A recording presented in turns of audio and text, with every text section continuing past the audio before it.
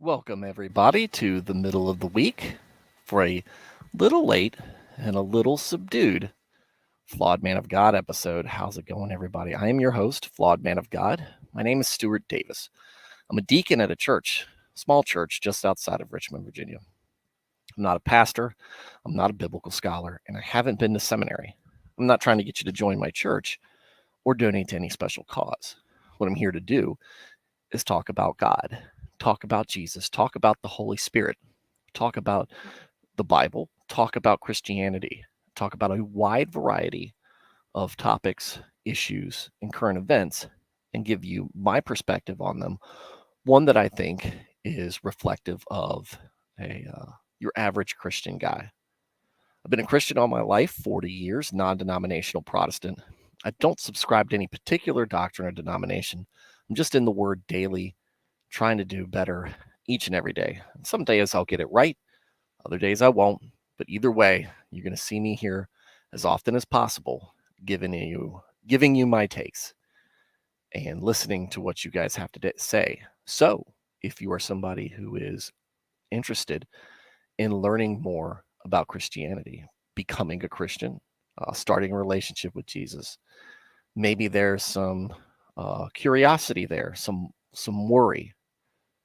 Maybe there's a voice in the back of your mind wondering if there's more to this existence than just your life here on earth.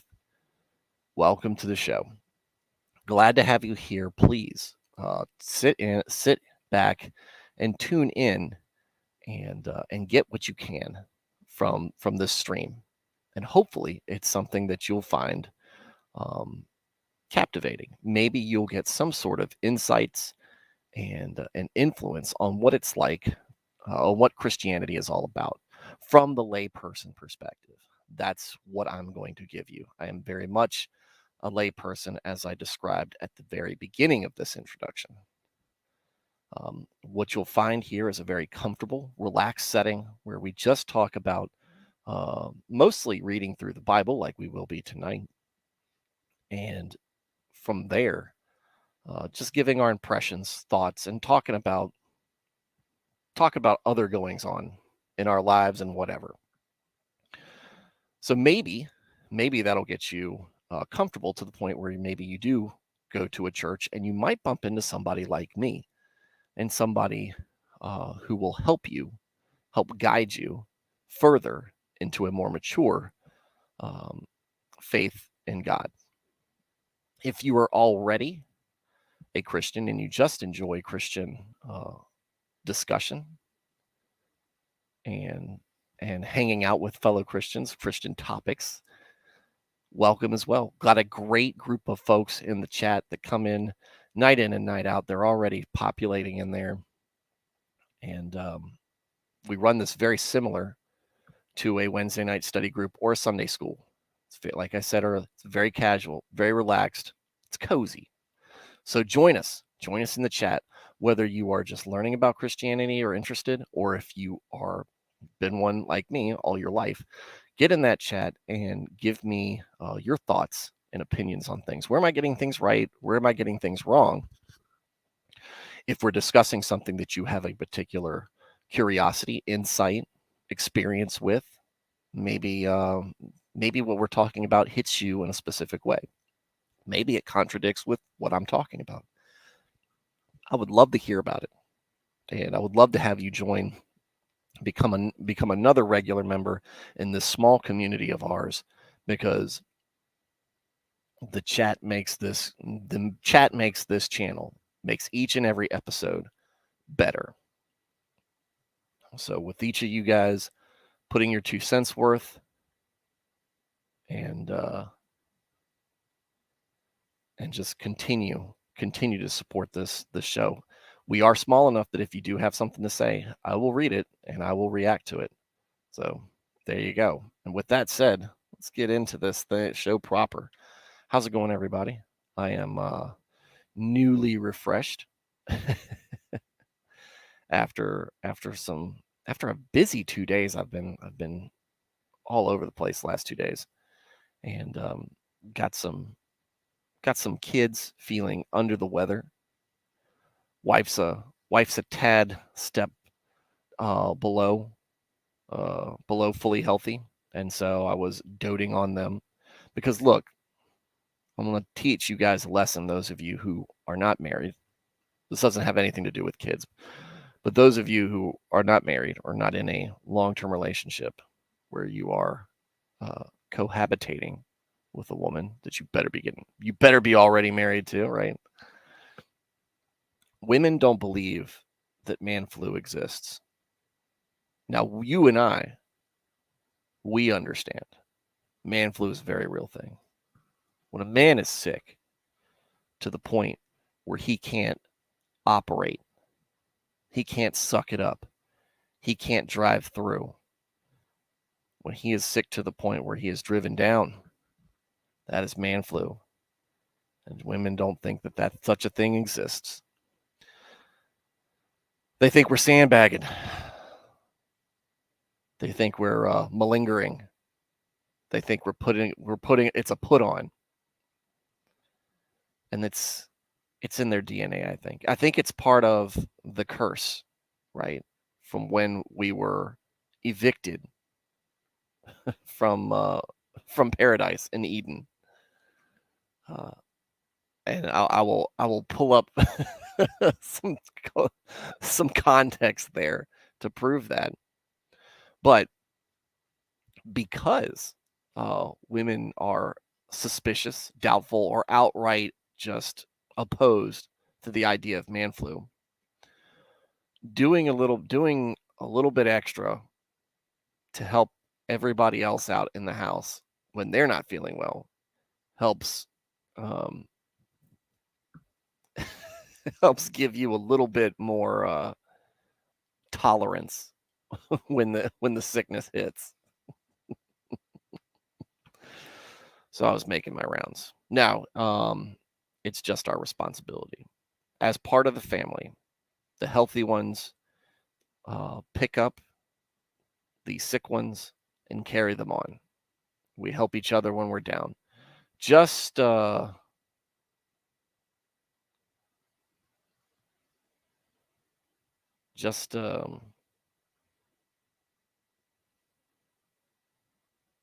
our Christian families do. So there it is. There it is. All right. Who's in this chat? Nico. Welcome. Alias Emmanuel Osorio. And Blaine. I had a blast on Blaine's stream on Friday. It's a wild conversation. It's the first time I actually stayed the whole time for one of his Friday night streams. Lofty was there, and it was an interesting glimpse into the mind of Lofty, who I enjoy talking to. But that doesn't mean I necessarily understand him. So there you go. Blaine says, Corn wants to talk to me about prison, and Gideon, I'm assuming that's how you pronounce that, was talking about how Christians need to read the Bible on Destiny stream. So I sent him a link to you. I saw something pop up on my push notifications, Blaine, and I was like, okay, well, I won't see that until Saturday because I don't know. This is on me, guys. This is me not being a good host, not being a good kind of, what do you want to call it? Organizer of all the groups. But I should have been asking you guys if y'all gave up anything for Lent, and two, how it's been going over these past several weeks. Then Lent has been ongoing. Lent ends on Saturday. And so then I will be hopping back on social media. As I've told you guys before, I've got a different direction that I'm going with on the social media side. It's going to be less me giving my reaction and takes every time I see somebody do something dumb. It's going to be more me promoting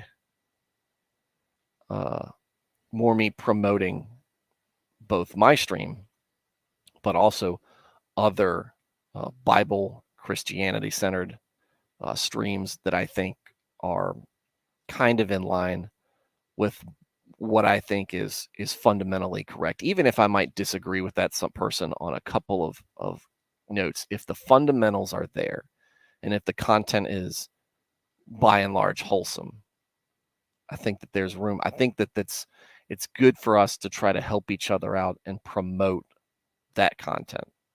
So guys like Conversations with a Calvinist, Lutheran Satire, The Other Paul, Thaddeus Patrick, those folks who put on really good content, but might be smaller channels.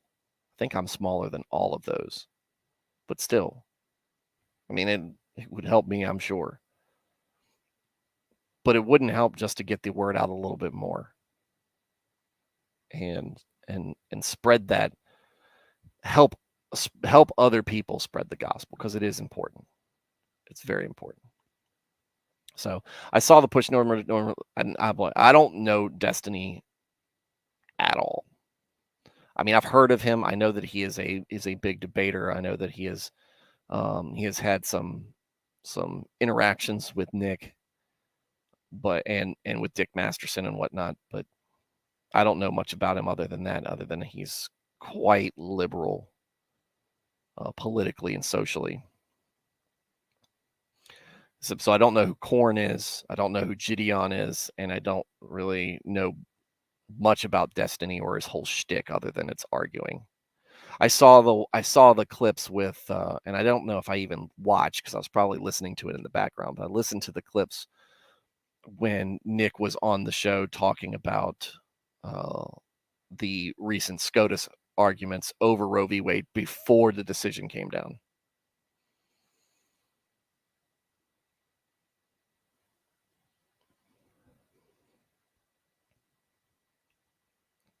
But to go back to this, thank you for the mention. I really appreciate that. We'll see if anything comes about it. Maybe Gideon will pop on. Emmanuel Osorio, like I tell them, well, then you do the heavy lifting if it's so easy. Equal rights means equal lifts. Equal lifts. Like I say. We all got our niches. We've all got our talents, right? Our strengths and our weaknesses, which I think is why men and women are designed the way they are, the way we are, is to complement each other, but also pay attention enough to the other person and have enough respect for them that when they're down, you can fill in somewhat, and hopefully competent enough to at least step to some things. No, I don't need the hay baled, but if I lived on a farm, maybe I would. Maybe I would need, 50-pound, 100-pound bags of feed carried from point A to point B. But generally, we live in a world now where enough luxuries are in place to help out with that. Nico said, lol, imagine Stuart talking to blue-haired Destiny. Is his hair blue? That's really cringy. I'm not sure if I'm... where that comes in is how seriously can I take somebody with blue hair in a discussion, right? Blue-haired person comes up and starts, threatening me. I'm going to take them very seriously. But in just a regular discussion of ideas, it's just difficult. It's difficult. I know it's judging the book by its cover, but there was motivation at some point to turn the hair blue and keep it that way. So Lofty spent too much time lifting his keyboard. Yes, Lofty did get on that stream already inebriated. He was... The only way I could sum up that stream was Lofty having a tangent and us reacting to it and feeding it.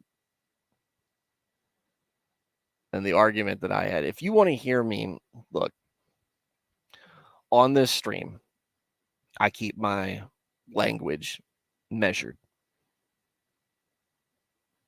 as I would, even not quite as much as I do in formal settings. Every once you'll hear a curse word fly here and there. The rules are, for me in general, and this is why I keep that in the stream. Don't take the Lord's name in vain. No GDs, JCs, any of that stuff. But I do curse, and I was letting them fly on Blaine's stream because I was talking about Halo and my opinions on the recent iterations, specifically Infinity. But like I said, I had a blast. I had a blast on there. I usually have a good time. Blaine's, again, guys, Blaine is criminally understubbed for the quality of content that he brings, I think, just from the personality behind it, Blaine's personality behind it. But he brings on some great guests outside of me. He brings on some great guests, and we have good conversations. It's a good hangout spot, and his chat's pretty cool too. Blaine's escape corner is such a lofty hater.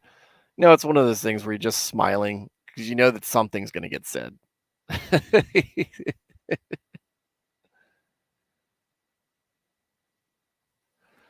Blaine said, Gideon is a pro baller and a streamer. Haven't heard him much until today. What kind of ball does he play? Pro sports baller? Or is he a professional baller? BALLA. Maybe sometimes H. Corn is corn. I mean, I like corn, the food on the cob. I like corn on the cob, like the kid in the meme. Corn's great.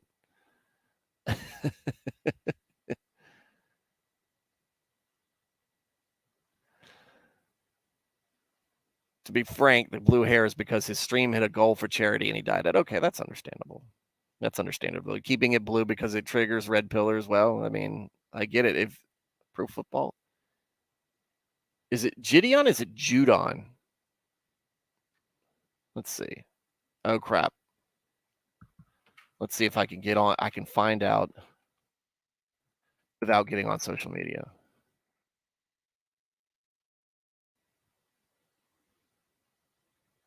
Gideon Adams. Oh, okay. Gideon Adams.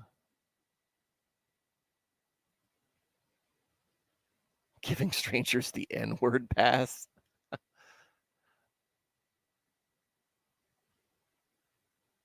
Oh, this fake name comes from NBA player DeMarcus Cousins.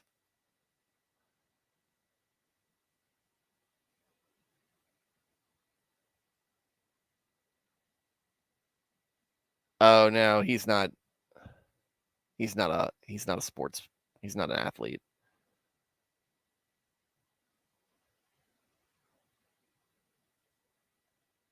He's a Twitcher. He's a Twitch streamer. That's funny. I haven't heard any of this stuff though.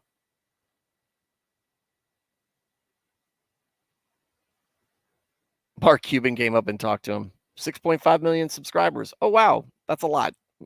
He's very popular. Never heard of him. Welcome to streaming.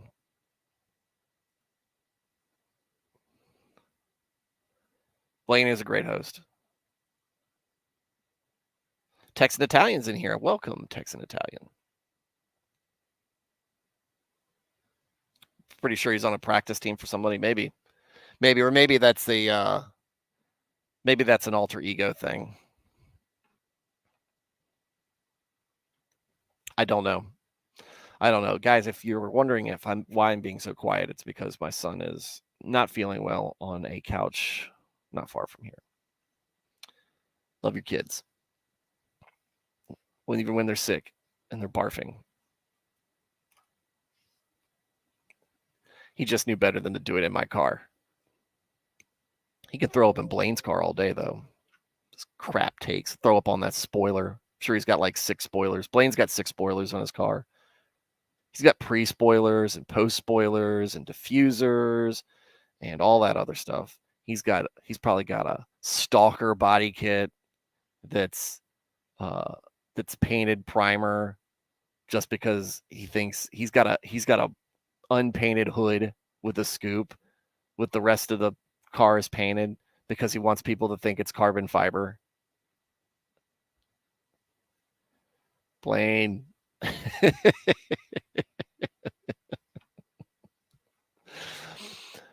Just kidding. So, what 3 out of 5 cars in my driveway have a spoiler?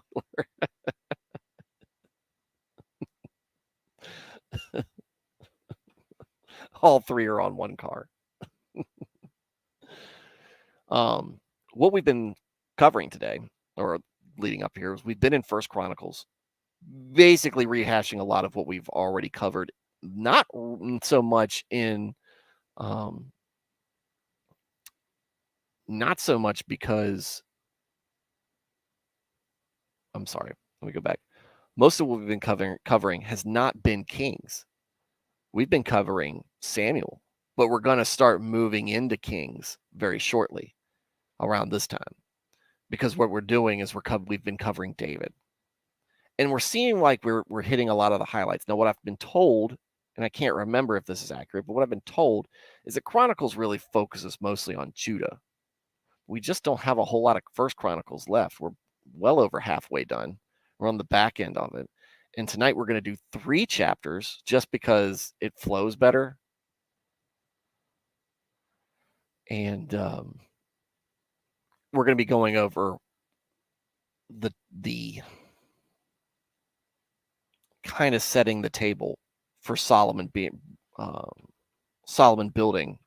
the temple for the Ark of the Covenant, the temple for God. One of the most famous places, should be the most famous place in history. Than Mount Sinai, maybe, or Calvary, or Bethlehem. Okay, there's a lot of other places that should be more famous, but this should still be a famous one. That said, King Solomon's temple did not start with King Solomon thinking, I need to build a temple. No, if you guys remember,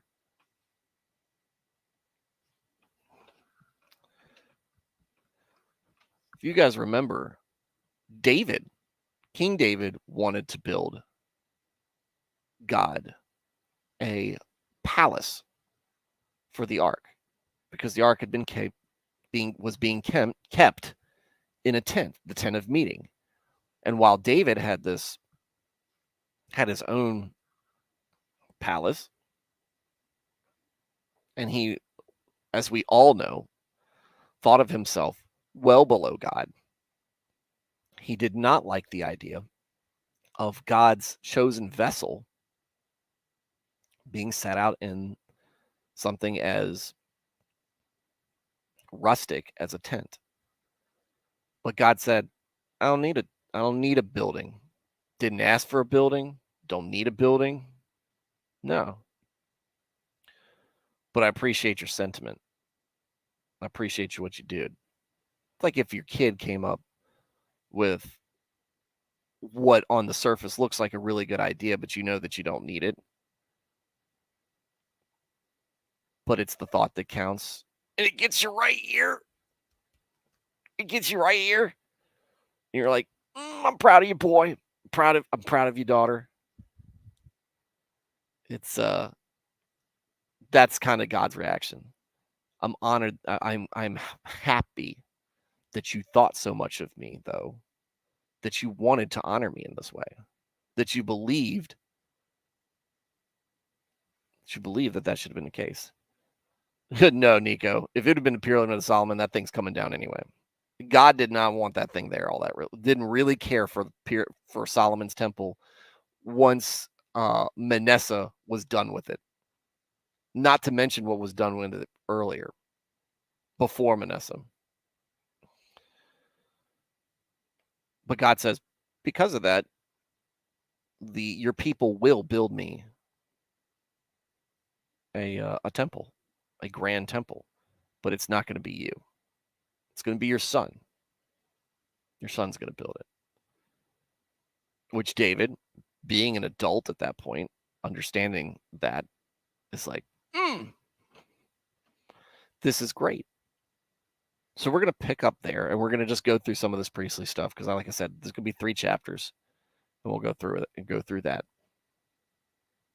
So Alias says, oh no, let's go first. Whoop, whoop, whoop, whoop.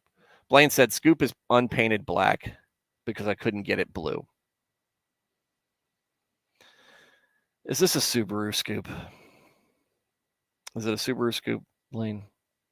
Suddenly all this Kia hate becomes very clear.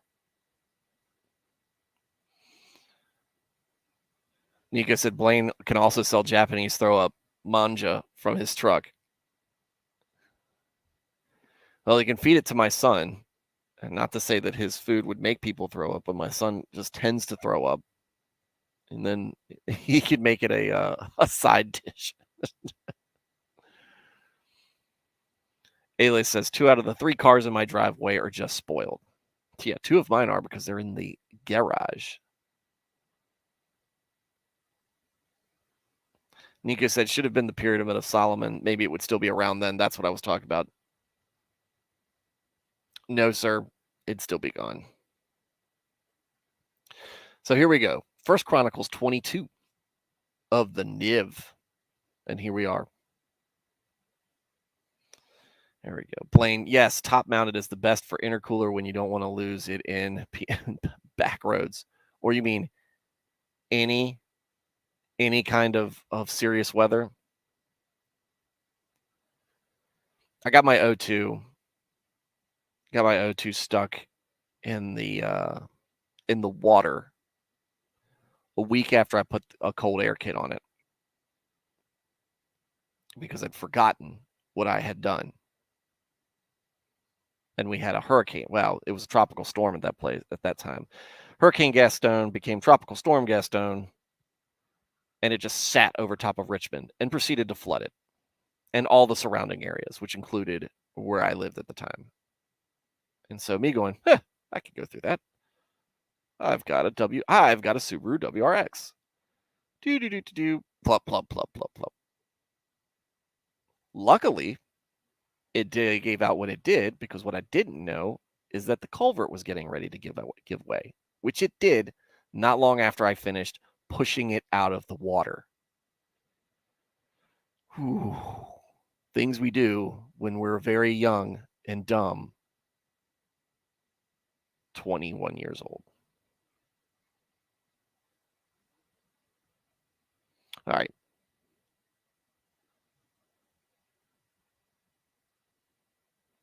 I got all the way up to the hood.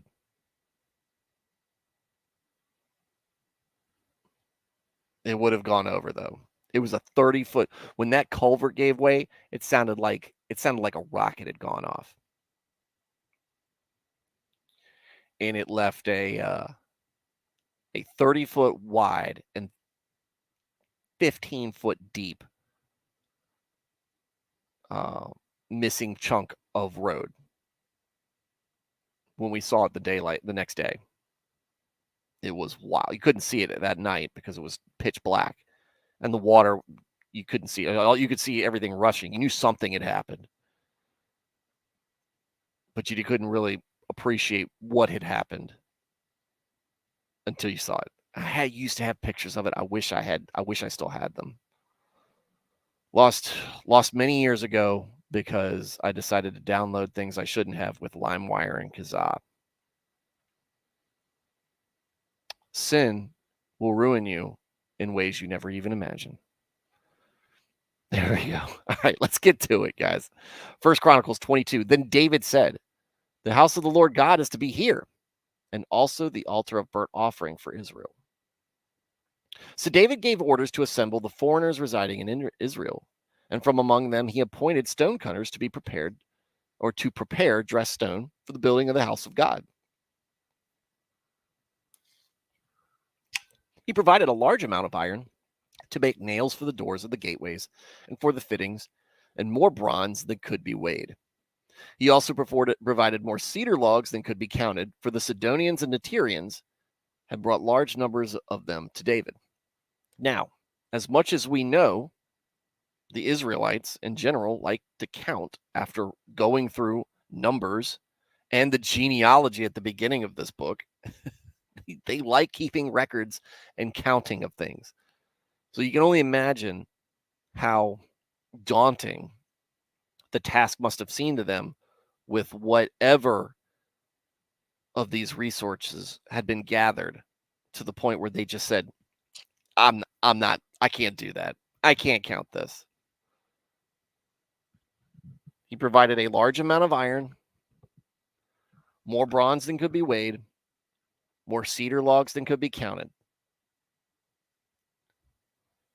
And this is tribute, basically, from the Sidonians and the Tyrians. David said, my son Solomon is young and inexperienced, and the house to be built for the Lord should be of great magnificence and fame and splendor in the sight of all the nations. Therefore, I will make preparations for it. So David made extensive preparations before his death. So we know, because we're reading this, that what we talked about in 2 Samuel was true, because David intended all along for Solomon, not his firstborn, but for Solomon to take the throne after him.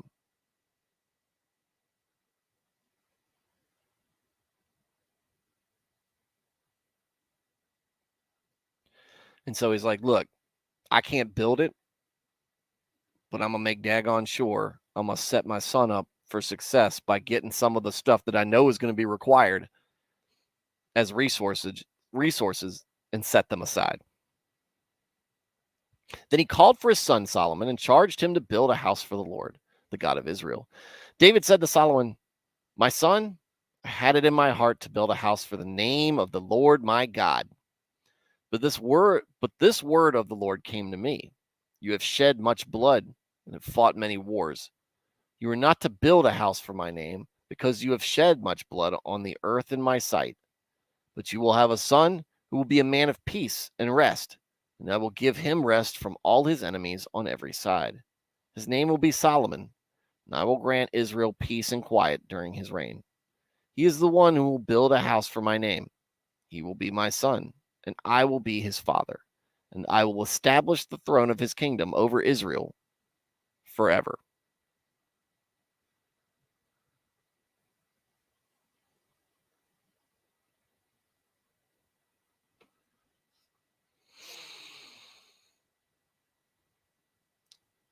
So the idea all came from David, and he told his son, look, this is what you're going to do. But I like the part here is this: with other discussions with God, we learn the reason why. David's not a builder. David's a warrior. If a thing is to be built, it needs to be by a builder. Solomon will be the great builder, the great wise person.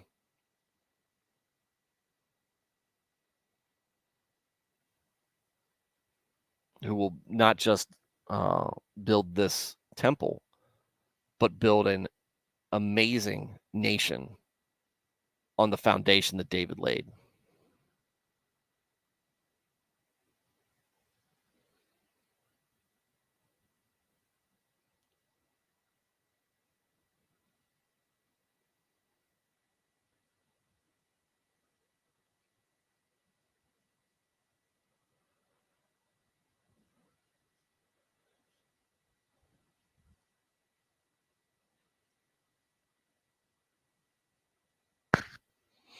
And from what we see, Solomon is a man of peace while he builds, and he is granted this blessing. But after Solomon completes that and he starts to give in to outside temptations,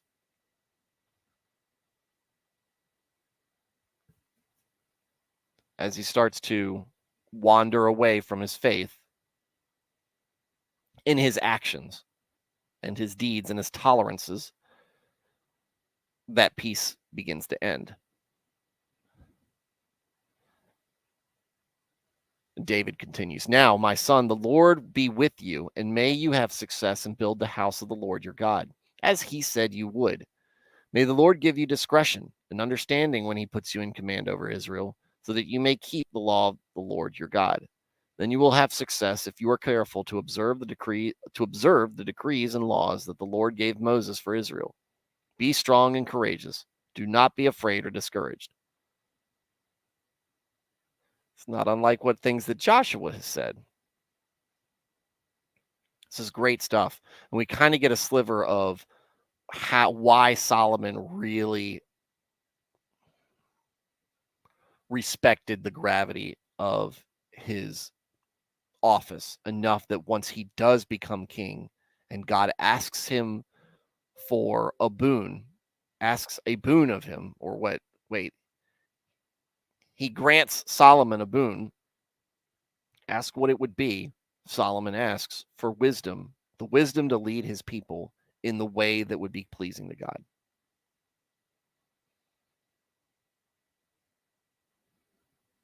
Interesting. I would have thought David could have built it, but it makes sense. Solomon is more a wiser builder than David. Yeah.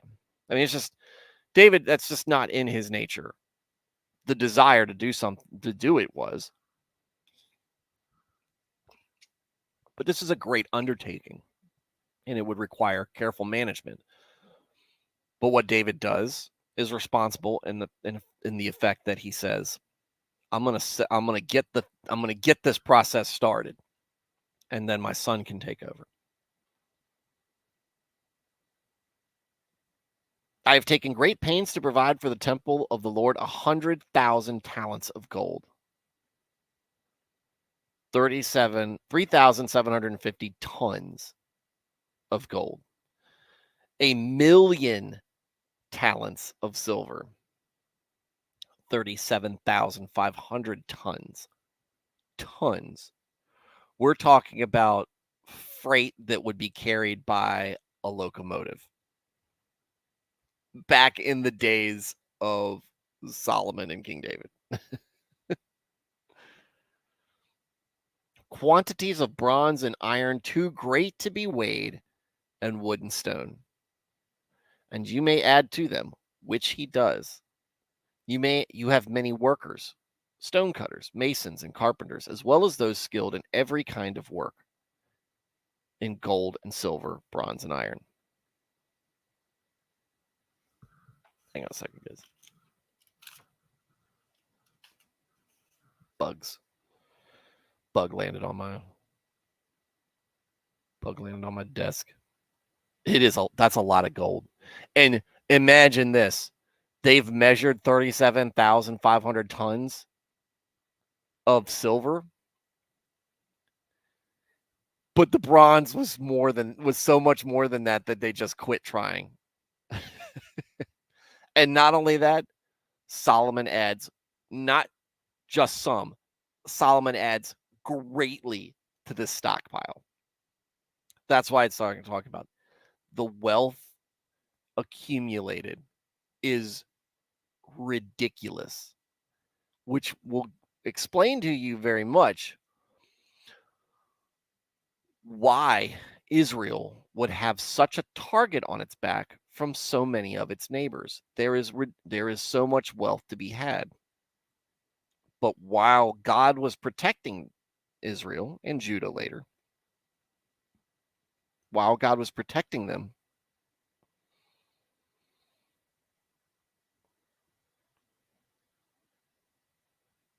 they couldn't do anything. Once that blessing started to slacken because of their behavior or removed entirely, things change. And it's interesting. And I want to point out here the things we can go back to the original point that God made. I don't need a temple. It's nice that you want to build me one. And I think that is a noble deed. Let's look at this in the context that God is the supreme being. He does things as he wishes. He needs nothing. He has everything that he could possibly desire.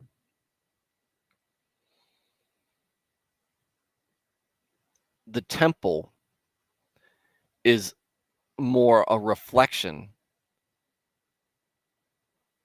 of the faith, love, and obedience from the Israelites. When they start to wander, how much of that temple actually means anything to God?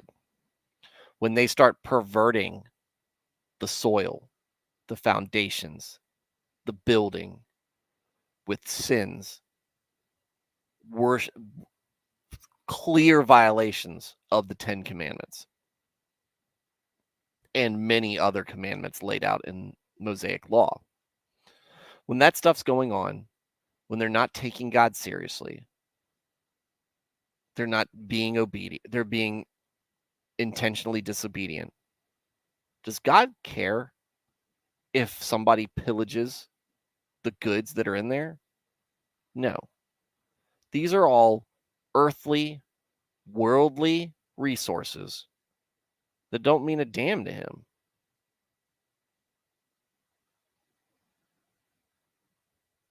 But if you're going to build something for God, it should be done with the most valuable resources available. And that's what we see. Again, King Solomon's temple, you can call it King Solomon's temple because it was built by him for the Lord. But what they did in there was not that God needed that place to be, but they wanted a place being very, very, very special to do the things that they were doing in the tent of meeting, to give a very special place to the Ark of the Covenant. They felt like that's where it belonged. And God was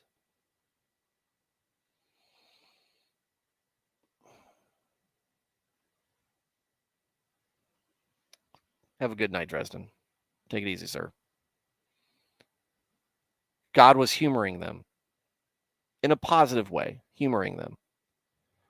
But again, once the disobedience, dishonor, disrespect starts to take place, it doesn't mean anything to God. That gold can go somewhere else.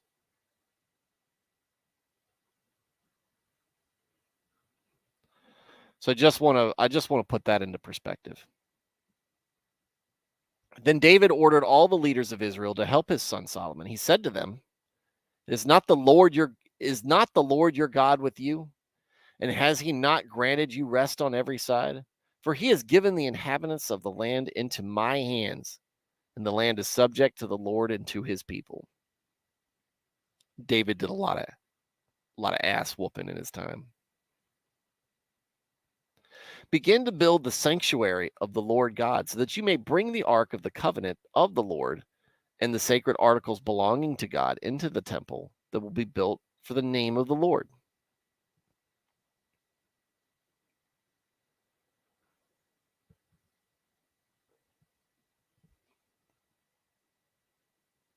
The Levites. When David was old and full of years, he made his son Solomon king over Israel. He also gathered together all the leaders of Israel, as well as the priests and Levites. I think those are the same.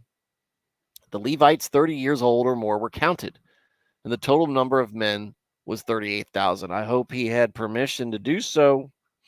David said, of these, 24,000 are to be in charge of the work of the temple of the Lord, and 6,000 are to be officials and judges.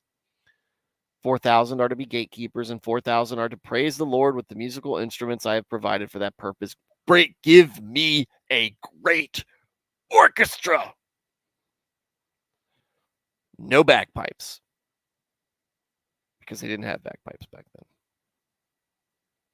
David separated the Levites into divisions corresponding to the sons of Levi: Gershon, Kohath, and Merari. Belonging to the Gershonites. Here we go. Sneaking that genealogy in here. Belonging to the Gershonites: Ladan and Shimei, the sons of Ladan, Jehiel the first, Zetham, and Joel 3 in all. The sons of Shimei, Shilamoth, Haziel, and Haran, 3 in all. These were the heads of the families of Laden. And the sons of Shimei, Jahath, Ziza, Jeush, and Beriah. These were the sons of Shimei, 4 in all. Jahath was the first, and Ziza the second, but Jeush and Beriah did not have many sons, so they were counted as one family with one assignment. The sons of Kohath, Amram, which is I love that name. Amram's such a cool name because they made the missile after it. It stands for something, but it's still spelled Amram. Amram, Izhar, Hebron, and Uziel, 4 in all. The sons of Amram, Aaron and Moses. Aaron was set apart, and he and his descendants forever, to consecrate the most holy things, to offer sacrifices before the Lord, to minister before him, and to pronounce blessings in his name forever. The sons of Moses, the man of God, were counted as part of the tribe of Levi. So, if any of you guys were wondering, here we go. The sons of Moses that didn't die because they were fooling around the ark. The sons of Moses, Gershom and Eleazar. The descendants of Gershom. Shubael was the first. The descendants of Eleazar. Rehabiah was the first. Eleazar had no sons, but the sons of Rehabiah were very numerous. Rehabiah. Oh, no, Eleazar had no other sons. Sorry. I was about to say, what? He had no sons, but you just named a chick? No. Rehabiah was the first and only. Eleazar had no other sons, but the sons of Rehabiah were very numerous. They knew the assignment. The sons of Izhar, Shelamith was the first. The sons of Hebron, Jeriah the first, Amariah the second, Jehaziel the third, and Jechamiam the fourth. The sons of Uziel, Micah the first, and Ishiah the second. Merarites, the sons of Merari, Mali, and Mushi, of course. The sons of Mali, Eleazar, and Kish. Eleazar died without having sons. He had only daughters. Their cousins, the sons of Kish, married them. The sons of Mushi, Mali, Eder, and Jeremoth, 3 in all. These were the descendants of Levi by their families, the heads of families as they were registered under their names and counted individually, that is, the workers 20 years old or more who served in the temple of the Lord. For David had said, since the Lord, the God of Israel, has granted rest to his people and has come to dwell in Jerusalem forever, the Levites no longer need to carry the tabernacle or any of the articles used in its service. According to the last instructions of David, the Levites were counted from those 20 years old or more. Nico. No.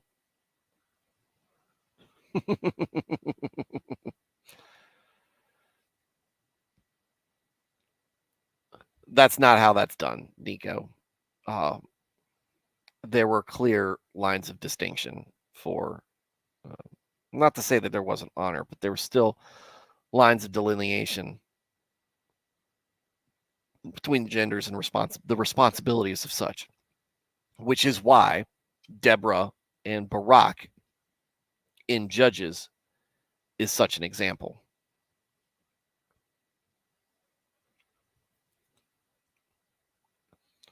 The duty of the Levites was to help Aaron's descendants in the service of the temple of the Lord, to be in charge of the courtyards, the side rooms, the purification of all sacred things, and the performance of other duties at the house of God. They were in charge of the bread set out on the table, the special flour for the grain offerings, the thin loaves made without yeast, the baking and the mixing, and all measurements of quantity and size. They were also to stand every morning to thank and praise the Lord. They were to do the same in the evening. And whenever the burnt offerings were presented to the Lord on the Sabbaths, at the new moon feasts, and at the appointed festivals, I'm so hungry right now, guys. This is hard. They were to serve before the Lord regularly in the proper number and in the way prescribed for them. Yes. Look, if you've been following since the Exodus, God puts clear instructions, and they're not difficult instructions, but there are very intense consequences to not following those instructions. And so the Levites carried out their responsibilities for the tent of meeting, for the holy place, and under their relatives, the descendants of Aaron, for the service of the temple of the Lord. The divisions of priests. This is why we were doing this chapter tonight as opposed to tomorrow. It'll flow better. And it's a lot of listing too, so it's not as long as it seems. Of course, when I say that, because I haven't been sharing my screen, Nico, daggone it, you're supposed to tell me when I'm not doing this. This is all your fault.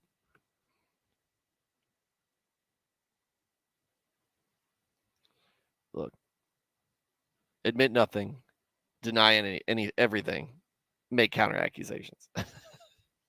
Emmanuel Osorio, again, God is hardcore. The more we go through the Old Testament, I think the reason for that, because I was thinking, when you read that, you're like, man, that feels extreme. But we're a part of leadership starts at the top, right? And it filters its way down. And if you've ever worked for somebody who was in middle management, who didn't take their job seriously, but expected you to do yours, was that right? Was that good? There's nothing more important than obeying what God has commanded, especially at the tent of meeting, where he is supposed to be, in essence, residing while he's on earth, even though he's omnipotent, omniscient, omnipresent. The Ark of the Covenant is supposed to be the seat, the throne, the place of communion, right? So everything needs to be done. There needs to be a level of obedience expected. And if you allow your commandments to be broken there, what kind of message does that teach people beyond that? Oh, well, I guess his rules aren't all that important to him. He doesn't expect them to follow it even when they're presenting to this almighty supreme being. And again, he doesn't make these tasks difficult, especially when you've got a group of people around. Everybody working for within these rules and expectations. Levites, they're trained all their lives for this. Why would somebody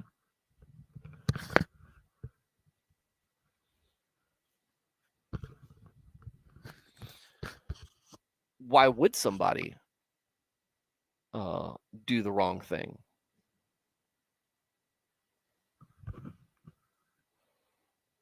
Why would somebody do something outside of those? It would mean either just a lack of any type of responsibility in sight of the Lord, which is in and of itself sinful and deeply disrespectful. I think that's why the hand is so heavy. It's to be like, no, I'm God. I am serious. I am serious about what I say. I'm serious what I do. What I do has intent behind it. What I say has weight behind it. Nothing can be more intentional. Nothing can be heavier than the things I say and do. Nothing more in your life. And you're going to respect that. Even if, especially, and that may require me making examples out of you or holding you to the standard. So, Manuel, like we were reading in the Old Testament, we see how far to become savages they have fallen before. Yes. And again, God's hardcore, but at the same, we see instances like Sodom and Gomorrah, like the plague for David presenting the census, swallowing Israelites up from the ground during the Exodus for rebelling. giving people leprosy, striking them dead.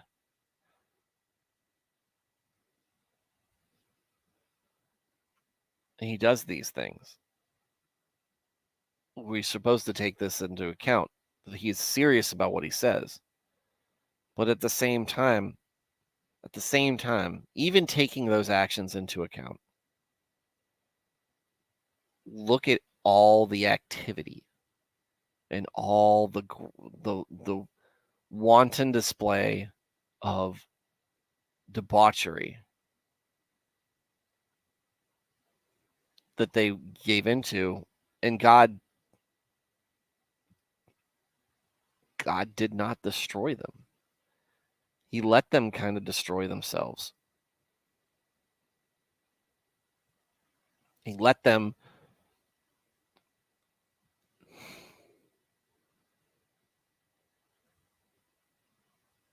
imagine the prodigal son.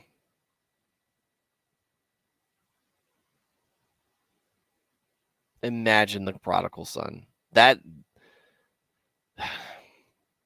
few things in the Bible sum the Bible up more than that parable. That parable does ridiculous job cliff noting a lot of the Bible. The prodigal son is us, man, in many ways. And so in other ways, we're the brother. I can't wait to get to that part. I can't wait to talk about it on Friday. I need to do some research. I usually don't do any research before I get on this because I want to kind of come at it fresh the same way a lot of you guys might be coming into it. But I want to do just a little bit of research for what I'm going to talk about Friday, because I'm not going to be reading from the Bible. This isn't going to be a Bible read through, and it's not going to be an open, the open off-topic night. We're going to be talking about one thing specifically, but that doesn't mean I don't want to hear from you guys. You guys are still more than welcome to be part of this and offer your 2 cents worth. I hope you guys do. I encourage it. These were the divisions of the descendants of Aaron. The sons of Aaron were Nadab, Abihu, Eleazar, and Ithamar. But Nadab and Abihu died before their father did, and they had no sons. So Eleazar and Ithamar served as the priests. With the help of Zadok, a descendant of Eleazar, and Ahimelech, a descendant of Ithamar, David separated them into divisions for their appointed order of ministering. A large number of leaders were found among Eleazar's descendants than among Ithamar's, and they were divided accordingly: 16 heads of families from Eleazar's descendants and 8 heads of families from Ithamar's descendants. Okay, so about twice as much. They divided them impartially by casting lots, for there were officials of the sanctuary and officials of God among the descendants of both Eleazar and Ithamar. The scribe Shemaiah of Nethanel, a Levite, recorded their names in the presence of the king and of the officials: Zadok the priest, Ahimelech son of Abiathar, and the heads of families of the priests and of the Levites, one family being taken from Eleazar and then one from Ithamar. The first lot fell to Jehoiarib, the second to Jediah, the third to Harim, the fourth to Seorim, the fifth to Malchijah, the sixth to Mijamin, the seventh to Hakaz, the eighth to Abijah, the ninth to Jeshua, the 10th to Shechaniah, the 11th to Eliashib,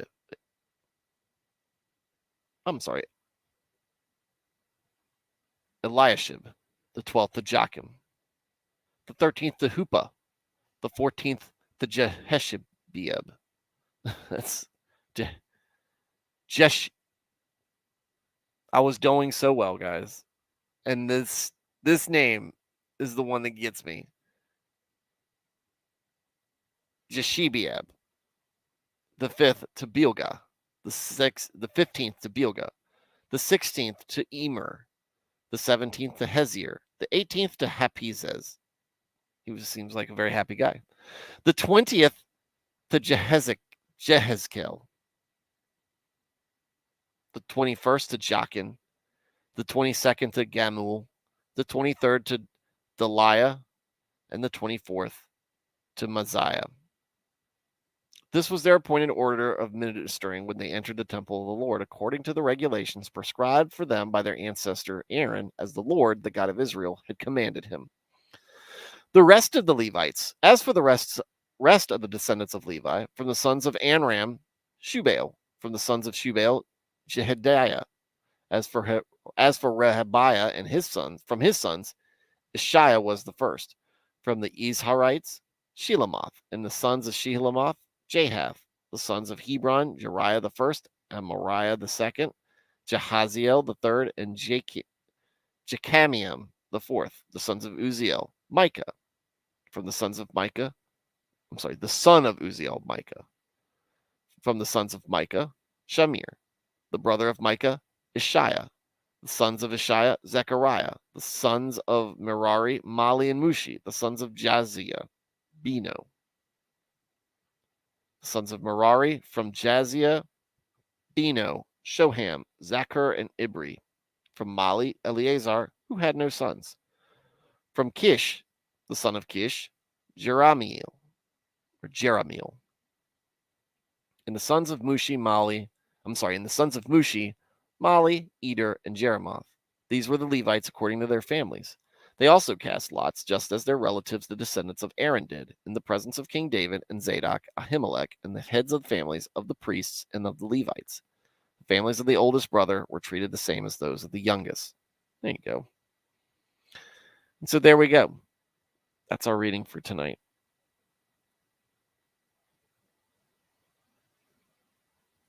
Looks like we're going to end about an hour tonight. It's not bad. It's not bad. Not much to dig into here, other than what we really just talked about. Tomorrow we get to talk about the musicians, the gatekeepers, and the army divisions. Next Thursday is my my monthly meeting. So next Thursday there will be no stream.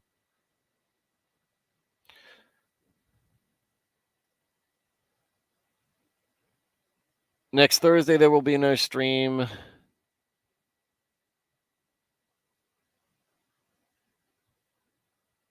And the Thursday after that, there will be no stream. Anyway, so we're going to have a couple of Thursdays off.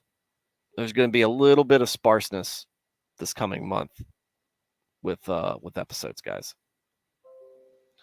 Bear with me, guys. I got things going on. You guys are still important to me. Y'all know that. Once I get off here, I'm possibly building a new computer. And since my son is quietly asleep, genealogy is a hurdle. I mean, it's important, not as important for what we're doing, but you know what I mean. But since he's quiet, I'm probably gonna give him this computer, and then I'm gonna build one for me. But I got to figure out. So here's the issue that I'm having. I've got 4 sticks of memory in the motherboard right now. 2 of them are 4 gigabyte. I think the other 2 are 4 gigabyte as well, but I can't remember exactly. They might be 2 gigabyte, but I'm pretty sure they're 4. When I check my computer, it's only detecting 8 gigabytes of RAM. So something's going on. And I have some performance issues. I hear it happens to most men. But my computer is having some performance issues. And I'm wondering if that's part of the reason. It's an older computer. I built this, it's almost 10 years old. But it still runs, it'll run Minecraft. It'll run Age of Empires. It'll run, what else does he play? Car Mechanic. It'll run the stuff he needs to run. But when we play Age of Empires together,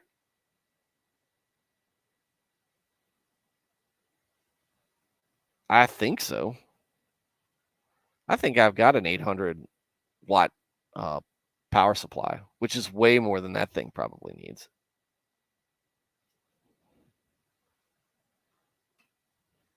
It might be 1,000. Wait, no, hold on. It's not going to say on there. Hang on. I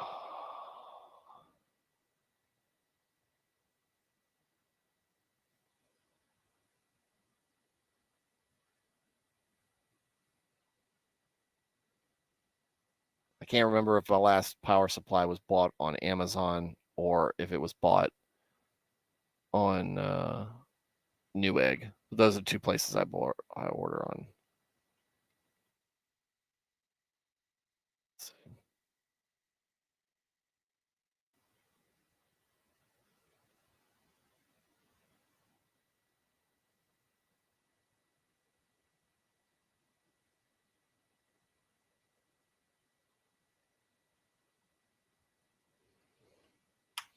But is it giving 800 watts? If it's that old, power getting it where it needs to be could be an issue. It is a newer power supply because the old one crapped out about 3 years ago.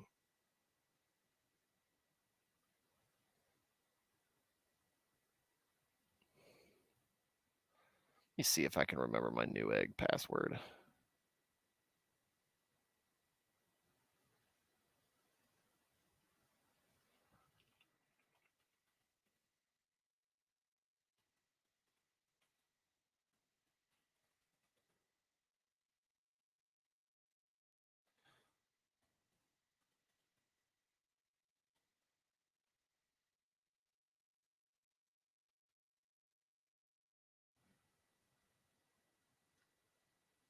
I can't believe I remember that.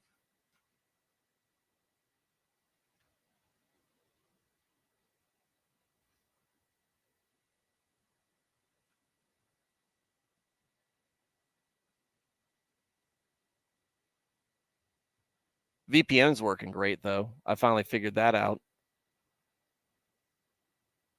Morning, Fig. All right, let's see my orders. I used to have this great tower. It almost looked, I mean, the fan was so huge, it looked like Airman from Mega Man 2. I love that daggone thing. I wish I had a picture of it. Oh, that was in 2009. Hold on. Hmm.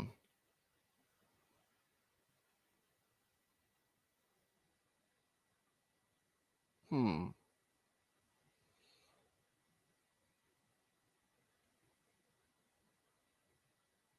All right, hold on. I'm sorry. I got a new motherboard back in 2017. It's the same time I got two 8 or two 4 GB sticks of RAM.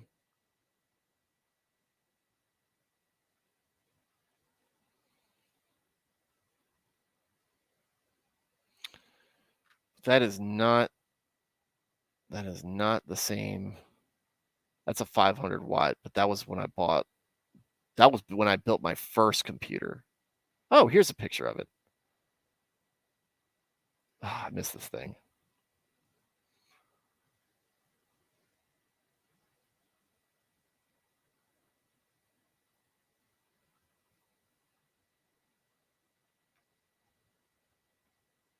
This is one of the first of the big towers.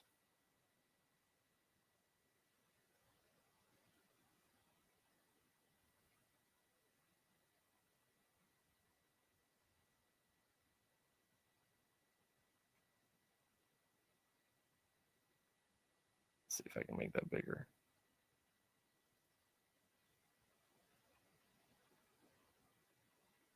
This is when the first of the big towers. I remember when I got it, everybody was like, "Whoa, that thing is ginormous." That fan is that's a 12-inch fan right there.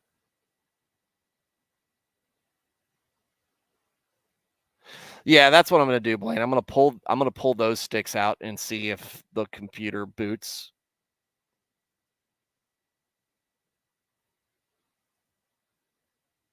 This thing was such a great. I love this. I love this tower so much, but it broke.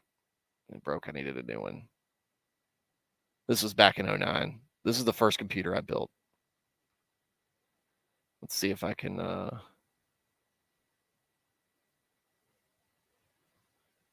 of stock. No. Love that thing. Let's see, what did I order back then? I was running Intel Core Duo, Wolfdale, dual core 30 gigahertz. You're butt ugly, Serranos. What the? you say a footlong fan, but what is it really? You're butt ugly, Serranos. That thing is awesome. GeForce 9800 GTX. Free copy. This is the free copy they were giving out back then. Call of Duty World at War. Oh man, I love that thing.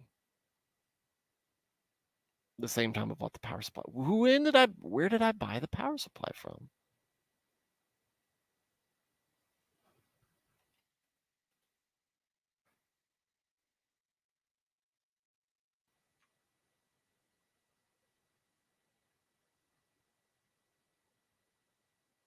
It was 500 watts.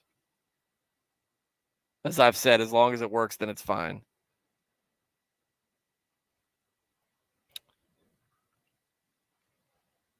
Why is that autofilling? Oh, what do I want to put in there?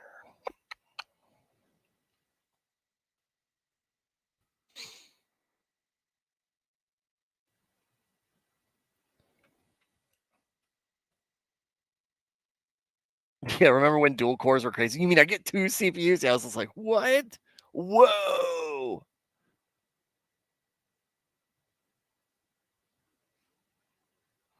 When does first week start again? Monday. Monday it starts, which is kind of great because they've been canceled. They've been postponing games all over the place for tomorrow. Just put some duct tape. No, I'm gonna use some JB Weld, Emmanuel. Come on, what it look like? Duct tape's for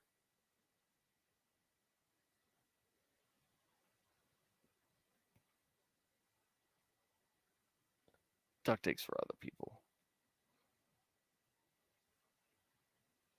Hey, Porcupine, welcome to the program.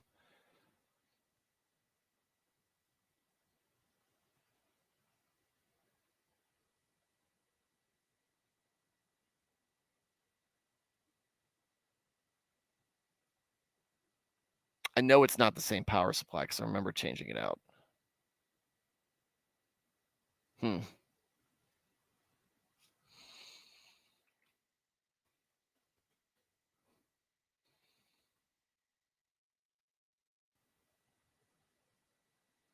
see the order details on that.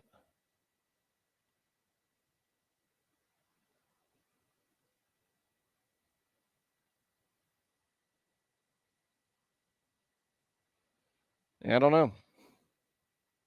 Maybe it's not getting enough.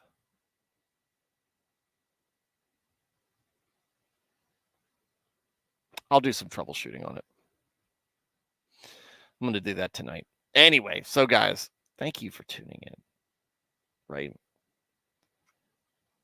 Because unless you have this kind of stuff to say and this kind of stuff to say, Serranos just comes on here to poo-poo on my stream on the things that I love and that I like.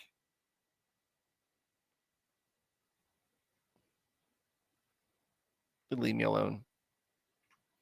Stop bullying me. It's a bully-free zone. All right, guys. Porcupine Mayhem. Emmanuel. Osorio. Figs. Welcome back, Figs. Blaine's Escape Corner. Serranos. Nico. I'm full naming all of you. Dresden. Texan Italian.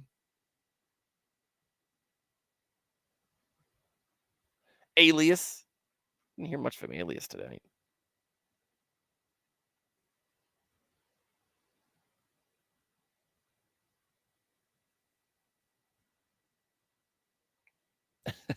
Wait, do you talk to your children with the rhetoric? What are you talking about, Serranos? Did you talk to your children with the rhetoric? What are you talking about?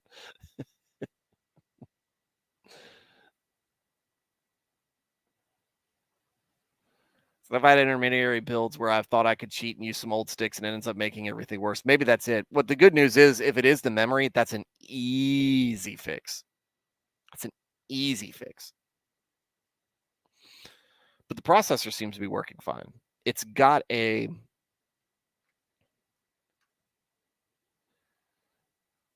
And this is not this is not some grand video card, because I got it 2 years ago.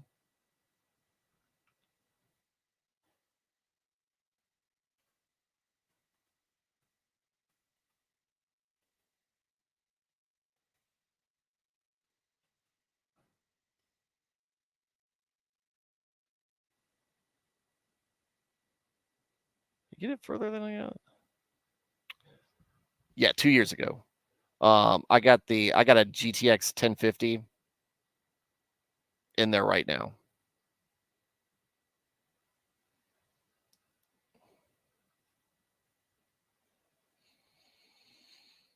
$1050 Ti.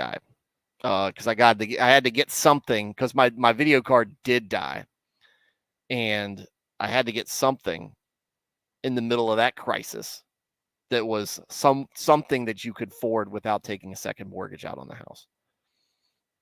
So I got that. All my builds are budget-ish builds. So there you go.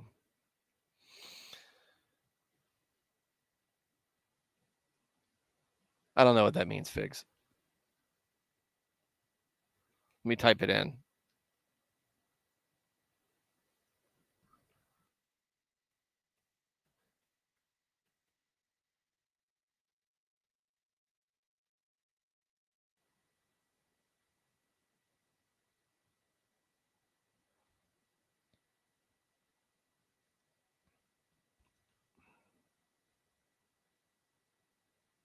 It's not really coming up with anything. Oh, there it is. Oh, RTX 2080 Super. Okay.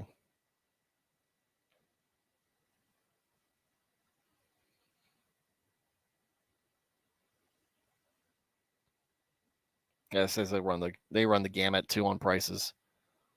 So I'm looking at stuff that I'm going to put on this build. But again, I'm not going to be playing much different from what he's playing. I wanted to run Age of Empires 2 Definitive Edition smoothly, without choppiness, and what are my current PC components? All right.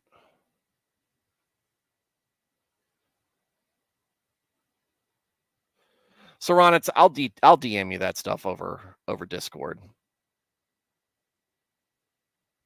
I'll DM you over Discord, because I'll just send you pictures and links and doodles. But yeah. All right, all you guys. In the meantime, while I hopefully didn't bore you with all that extra PC talk, or maybe I perked your interest, grabbed your attention, whatever.